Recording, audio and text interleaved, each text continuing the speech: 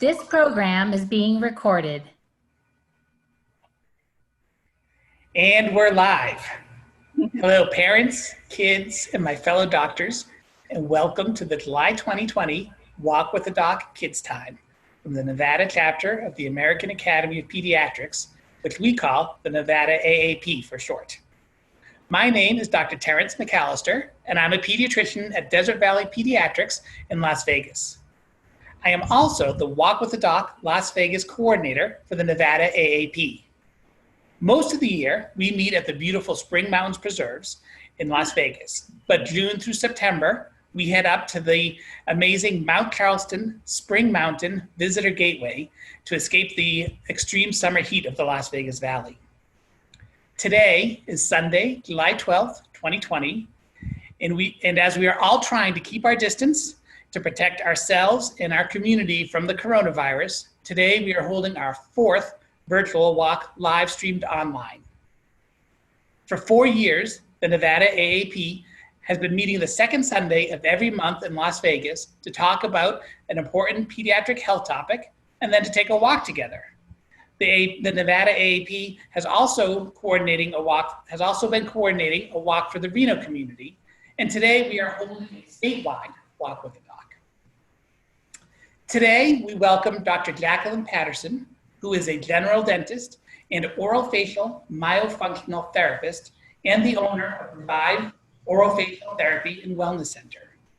Now, as Dr. Patterson speaks, I encourage all of you to chat with each other and chat with each other using the chat box on the Zoom app. At the end of our talk, Dr. Patterson will answer as many of those questions as she can. Okay, Dr. Patterson, we are ready when you are. Dr. McAllister, I'm afraid we've had a technical challenge with Dr. Patterson and she needs to log back in. Okay. Now we'll just give it a minute.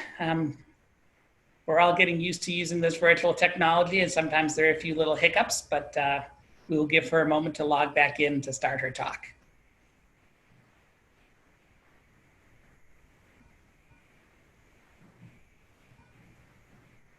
Dr. McAllister, you were in the hospitals this week. Why don't you talk about all the precautions that pediatricians and hospitals are taking to keep providers and patients safe during this time? Yeah, absolutely. A lot of people are scared to present to their doctor's office or the hospital. They're worried about being exposed to coronavirus, and they're very valid concerns.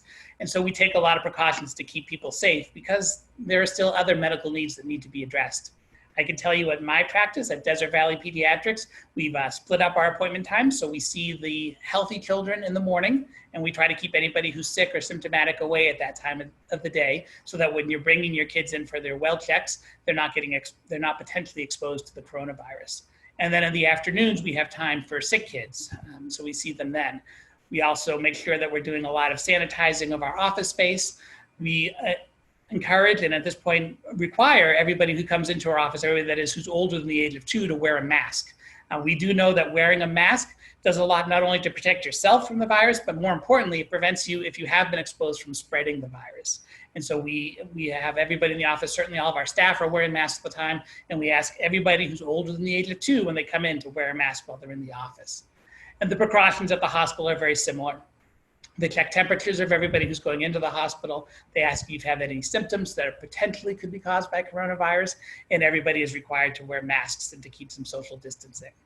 So doing all those things, we are able to keep people safe and still see them, because it is important to continue getting your primary care. Unfortunately, we do know that vaccination rates in the state and across the country have dropped over the past few months because people are reluctant to come into the office. What we don't want to see happen is an outbreak of another disease on top of the ongoing coronavirus outbreak. So we encourage everybody to come in, make sure your kids are staying up on their vaccinations, and address any other chronic health conditions. If you have questions or concerns, absolutely call your doctor's office. We are doing many more telehealth visits so we can see kids at home without them having to come in personally to the office.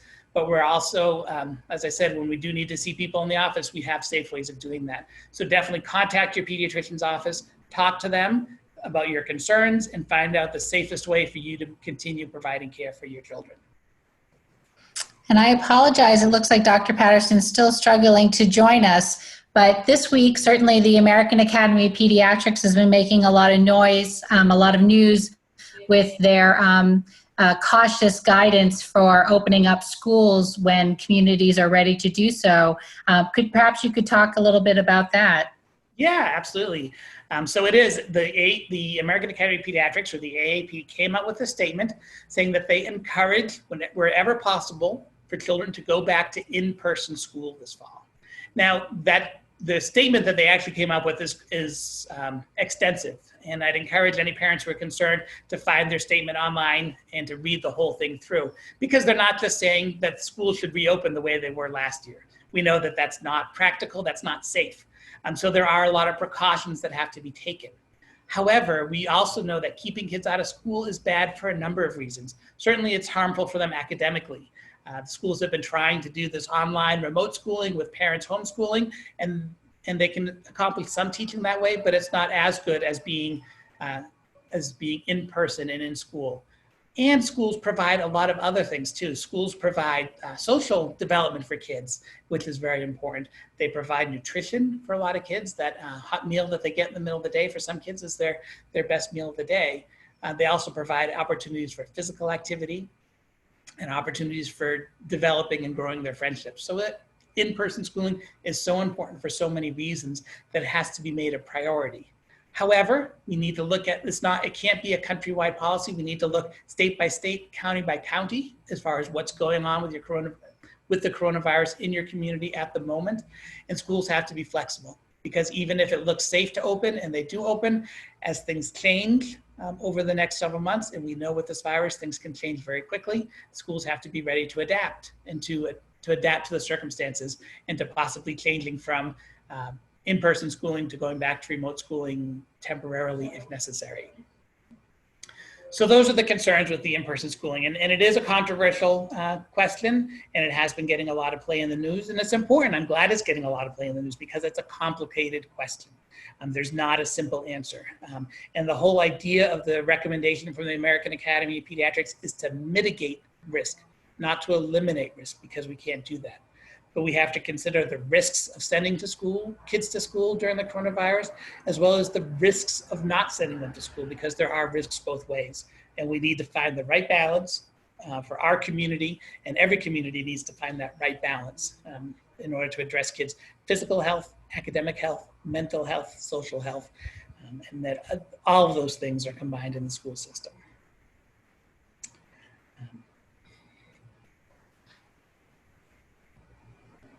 So I think we're still having some technical difficulties. So I ask everybody to just stand by with us and to be patient, and we'll see if we can't get this fixed soon and get Dr. Patterson back on our call to get back with her talk today. Hi, everyone. This is Leanne McAllister. I'm the Executive Director of the Nevada chapter of the American Academy of Pediatrics. So at this point in our live broadcast, we realized that Dr. Patterson's computer had malfunctioned because of the extreme heat in Las Vegas. But she was so good to record her talk after our live broadcast, and she made a recording for us. So now I'm going to start the recording of Dr. Patterson's talk about why kids should breathe through their nose. It's really great. And then after her recording, I'll return to the replay of Dr. McAllister, who will wrap things up and talk more about Walk with the Doc. Thanks so much. Okay. Hi, everyone, and thank you, Dr. McAllister, for that very warm welcome. I'm very happy and excited to have been asked to speak to you all today. I heard about Walk with the Doc about 3 years ago, and my kids and I have really enjoyed participating. This is one of my kids right here, Xavier, and we loved going around and walking with all the kids and the doctors, but we understand that right now we have to be virtual, and so I'm really excited that I was asked to speak again. And I want to apologize for not being live today. I tried to in the spirit of Walk with the Dog and being outside and being active, we tried to record this outside, but we're in Las Vegas and we actually have a heat advisory all weekend. And so when we tried to record it outside, our device actually overheated. So we're here inside now, but we're just still recording something for you so we can give you some information. So as Dr. McAllister mentioned, I am a general dentist, and as a dentist, I help people in different ways. I help people fix their teeth when they have cavities.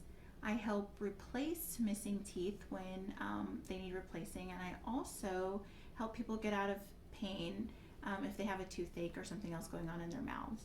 So overall, being a dentist is a great way to help people.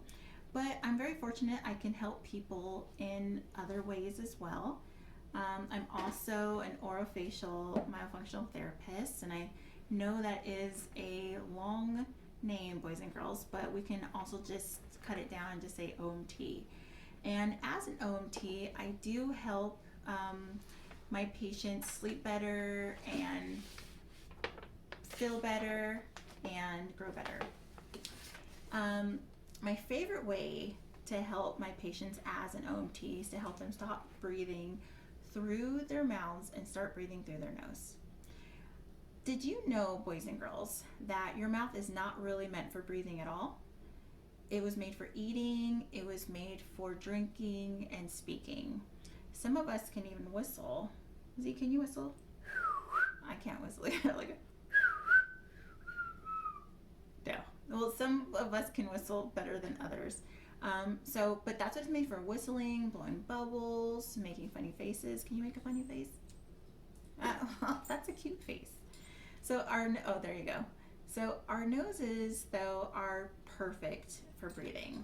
Our noses help warm and moisturize the air before it gets all the way down to our lungs.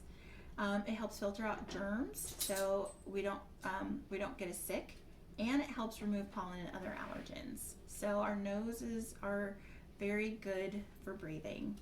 But one of the best things about breathing through our noses is that we get much more oxygen into our blood if we breathe through our nose rather than breathing through our mouth. Blood carries oxygen all throughout our bodies. Okay, it carries it to your brain, carries it to your heart, and all the other organs. So since we don't get as much oxygen into our blood if we breathe through our mouths, we don't think as well, sleep as well, or grow as well as if we breathe through our mouths all the time. So it's very important to breathe through your nose. There are other important reasons that we shouldn't mouth breathe. When you mouth breathe, your gums can get puffy and they may even bleed.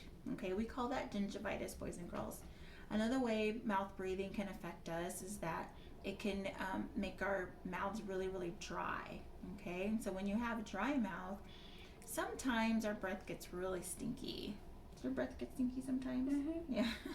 So sometimes our breaths get really, really stinky. Sometimes because our mouths are so dry, we can't remove all of the food from our teeth with our spit, because we don't have a lot of it when we're mouth breathing. So we don't remove as much food, and when the food is sitting on your teeth for a long time, you will get cavities. Okay, so a lot of important reasons to not mouth breathe.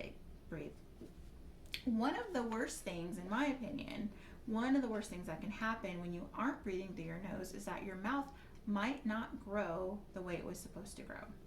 So I'm gonna actually let you guys see, excuse me, Soupy, I'm gonna let you see this little guy right here, so I can kind of demonstrate a few things for you. Okay, so when we're born, this is our tongue. Okay, when we're born, our tongue sits on the roof of our mouths, and we breathe through our nose. So for many different reasons, over time, when we start mouth breathing, our tongue starts resting not on the roof of the mouth where it's supposed to, but it starts resting on the floor of the mouth or on our bottom teeth. Okay, and that's not really where we want it to rest. We always want it to rest up here. So with your tongue up and breathing through your nose is actually a really, really great combination to It's really a great combination to encourage proper growth of your upper and lower jaw, okay? And so, boys and girls, do you know how many teeth we're supposed to have in our mouth? Xavier, do you know how many teeth as a grown-up? I don't know. Is it like 45, 25? What do you think as a grown-up? 35. You are so close, Z. 32 teeth. Oh. So close.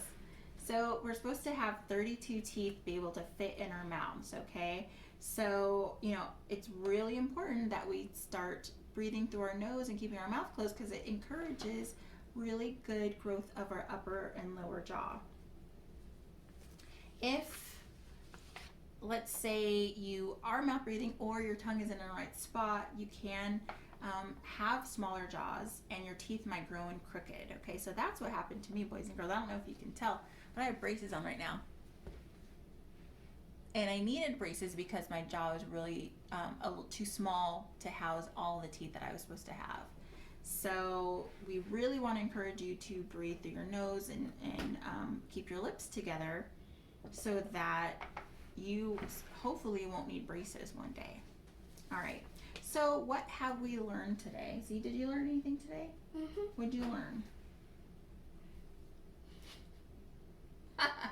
While he thinks about it, I'll let you guys know. So we've learned that our mouths are not meant for breathing, right? Did we learn that? We learned that breathing through our nose is very, very important for many reasons. And that nasal breathing helps us, sleep better, feel better, Grow better. Good job. So let's all remember, boys and girls, to let's remember this. Lips closed. Lips closed. Breathe through your nose. Breathe through your nose. So thank you so much for having me and giving me all your attention. And now we're going to just go through a couple of questions, right, that some of our parents might have. And since unfortunately we're not doing it live, we're just trying to answer some possible questions for you guys. So Xavier is going to read the first question. What are ways that can help? Let's see so we can see you. There we go. No. Right there. What are ways that can help someone who is used to mouth breathing change to breathing through their nose? Very good, sweetie. So, when you are used to not breathing through your nose, sometimes it can be tough to change from a mouth breather to a nose breather, right? So there's a couple of different ways. One is to work with someone like myself who is a orofacial myofunctional therapist, right? So what we do is we help train these muscles to do what they're supposed to do. Your lips are supposed to stay closed, and so we help train the lip muscles, and we help just encourage and maintain healthy breathing habits. Another way that we can help is, and Xavier's going to help us with this, is we can use a functional appliance. And so it kind of looks like this. There's different ones, but this is a good example of a great functional appliance that helps and encourages nasal breathing. So when you put it in, you have to keep your lips closed to keep it in, and a lot of times we have our patients wear this at night. So go ahead and put it in. So Xavier has a different kind, but he's going to put it in his mouth. And so Xavier wears this. Xavier wears this when he sleeps and sometimes during the day, so that it encourages his lips together and nasal breathing. Okay. Thank you, Z. You can take it out. And so that's another way, is a functional appliance, and we use this for kids and adults actually. A third way is mouth taping. Now I know that sounds kind of crazy, but it's not just regular, not doing masking tape or anything like that. We are putting breathable tape that's specific for trying to stop the habit of mouth breathing. And you put it right here, it just reminds the lips to stay together. That's all. You can still breathe through your mouth if you really absolutely have to, but it's just a reminder, okay? So those are a few ways to help change from a nasal breather to, or excuse me, a mouth breather to a nasal breather. And Xavier's going to read another question. How does mouth breathing affect your sleep? Okay, so great, excellent question, Xavier. So the way that mouth breathing can affect your sleep, and I'm going to grab this guy again, is, okay, so we talked about where the tongue is supposed to be. It's supposed to be up here, right? So if you're breathing with your mouth wide open like this, your tongue is often on the floor of your mouth or on resting on your lower teeth. Now when you're sleeping, guess what? This part back here is your airway. Let's pretend, boys and girls, that this is your airway, and your tongue can fall back into the airway, okay? And so when that happens, it can block your breathing a little bit. Not fully all the time, but just a little bit, and that can be enough to obstruct or block this area. And when that happens, you might wake up several times during the night because your body is trying to get all the oxygen that it needs. So when you're waking up a lot, sometimes you might not even realize that you're waking up a lot, but when you're doing that, you are not getting really good rest, right? It's called fragmented sleep. So, you know, there's different consequences to mouth breathing and not getting good sleep, and it's all connected. So see, one last question. How can parents get more information about everything you've talked this morning? Let's see, if you have really specific questions, then you can just email me directly. My email is revivegrowsleepbreathe@gmail.com. And if you want just general information, you can just go to my website, which is revivehealthandwellnesscenter.com. So again, thank you so much for having me today. I hope this was informational. I hope you all have a really good walk today, and you stay hydrated and you take care of yourselves. And thank you, AAP, again. And everybody take care. Bye. Bye. Dr. Patterson back at another time to give her very important talk. Hi, Dr. McAllister. No, unfortunately, Dr. Patterson's computer overheated in the extreme heat of Las Vegas today. So thank you for talking about schools reopening and the importance of kids getting in for their well exams, and especially those back to school vaccinations. And I think it's okay for us to go on our walk. All right. Well, thank you very much. Thank you, Dr. Patterson, for trying to be with us today. And as I said, we will work it out. We'll find some other time because I think it is important for us to get the information that you wanted to relay out to our families. But for now, we're going to encourage everybody to go for a walk. And here's how we're going to do that. We're going to turn the live stream off. My family and I are still going to go for a walk. We will take pictures of ourselves while we're out walking, and we'll post them on the Nevada chapter's Twitter feed to share them with everybody, and we encourage all of you to do the same. So take pictures, post them on our Twitter feed so that we can see everybody out there walking. Keep social distance, keep at least 6 feet away from other people. Bring a mask with you. If you're away from other people and you're outside, you don't necessarily need to wear the mask, but you never know when somebody else is going to be coming along the trail or things are going to change. So have that mask with you in case you are getting closer than 6 feet to other people. Lots of sunscreen and lots of water. All right, everybody, enjoy your walk, and we'll see you back here next month, August, the second Sunday in August. I'm not sure if the date off the top of my head, but the August 9th, we will meet back here. It'll probably be another virtual walk, but we will let you know as we get closer how to register for it and what we're doing. All right, everybody, thank you for joining us today. Have a great walk.